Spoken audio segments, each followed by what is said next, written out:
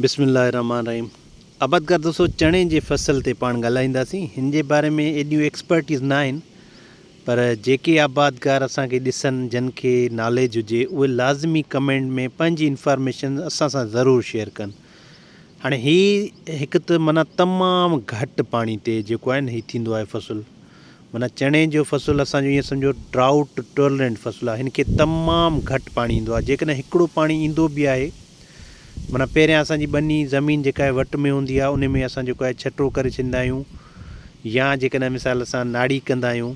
हिन जो सीड इस्तेमालु थींदो आहे। जेके वॾे दाणे वारा मतिलबु मोटे दाणे वारा वैराइटीज़ हूंदियूं आहिनि, उन्हनि में 35 खां 40 किलोग्राम, ऐं जेके सन्हे दाणे वारियूं हूंदियूं आहिनि उन्हनि में थींदो आहे असांजो तक़रीबन 30 खां 32-35 किलोग्राम जेको आहे ॿिज असां इस्तेमालु कंदा आहियूं। हिन जूं काफ़ी वैराइटीज़ आहिनि। सिंध में पॉपुलर वैराइटीज़ सिंध जूं आहिनि, उहे मां कोशिशि कंदुसि कमेंट में लिखंदुसि। पर हिकिड़ियूं 2-3 वैराइटीज़ नूर जे नाले सां आहे, रूही आहे, उहे जेके आहिनि असांजो माना काबली जेके ग्राम आहे असांजो काबली चणो आहे, उन में माना आहे। हिन में हिते ई कुझु वैराइटीज़ जेके असां वटि आहिनि, ॾिसो हिन में पॉपुलेशन मतिलबु ॾाढा सुठा मतिलबु सीड थिया आहिनि। तव्हां कोशिशि कंदासीं, जेकॾहिं मिसाल असांखे चणे मां सुठी पैदावार खणणी आहे न, उन खे असां पोटाश ऐं फास्फोरस मतिलबु शुरूआति में DAP ऐं फास्फोरस लाज़मी ॾींदासीं। जॾहिं बि असां कंहिं बि फ़सुल मां मतिलबु असां अनाज खणूं था, जंहिं मां असांजो दाणो अचे त उनखे असां पोटाश लाज़मी ॾींदासीं। या जिन मां असांखे फ्रूट मिले थो, मिसाल अंब आहे, लीमो आहे, या मिसाल ॿेर आहे, असांजी सरेह आहे, कणिक आहे, ऐं राइस आहे, उन खां अलावा शुगर केन आहे, उन्हनि खे असां पोटाश लाज़मी ॾींदासीं। पोटाश असांजी ॿनियुनि में न हुअण जे बराबरि आहे, ठीकु आहे।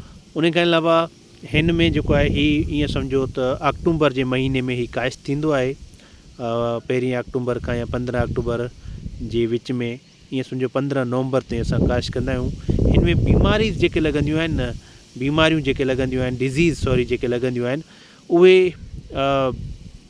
ईअं सम्झो त रूट वारी डिज़ीज़ हूंदियूं आहिनि। माना हिन खे पाड़ वारियूं डिज़ीज़ जेके आहिनि काफ़ी लॻंदियूं आहिनि। ऐं हीअ तक़रीबन वैराइटी टू वैराइटी डिफ़र करे थो। माना हिन में ईअं आहे त जेकॾहिं असांजी वैराइटी अर्ली आहे त उहा ईअं सम्झो 125 खां 135 ॾींहंनि जे अंदरि अंदरि अची थी वञे। न त आम तौर ते वैराइटीज़ जेके आहिनि असांजो ईअं सम्झो त माना 150 ॾींहं वठी थियूं वञनि। माना 5 महीननि जो फ़सुलु आहे। हिन जी पैदावार वैराइटी टू वैराइटी डिफ़र करे थी, पर उमूमन असां वटि आबादगार घटि पैदावार खणनि था, काफ़ी वुझा थी थो सघे। हिकु त जिन्स जो सही कनि। हाणे सभिनी आबादगारनि खे ॿुधायूं, जॾहिं बि तव्हां को फ़सुलु पोखियो,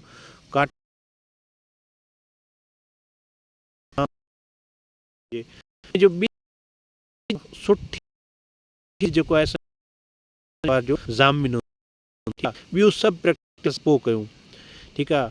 माना हिन जी पैदावार वैराइटी टू वैराइटी जेको आहे डिफ़र करे थी, पर आबादगारनि माना 18 मण 19 मण 20 मणनि ताईं बि किथे किथे आबादगार खई आहे। ऐं जेकॾहिं आबादगार सुठी पैदावार खणनि था, पर उमूमन असां 10-12 मणनि ताईं ईंदी आहे, माना एवरेज ईंदी आहे। पर जेकॾहिं हिन ते महिनत कई वञे त ईअं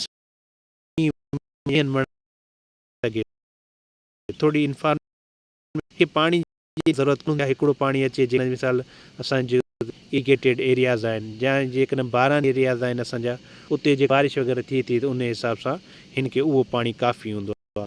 तव्हांखे जे बारे में त असां सां ज़रूरु शेयर कजो।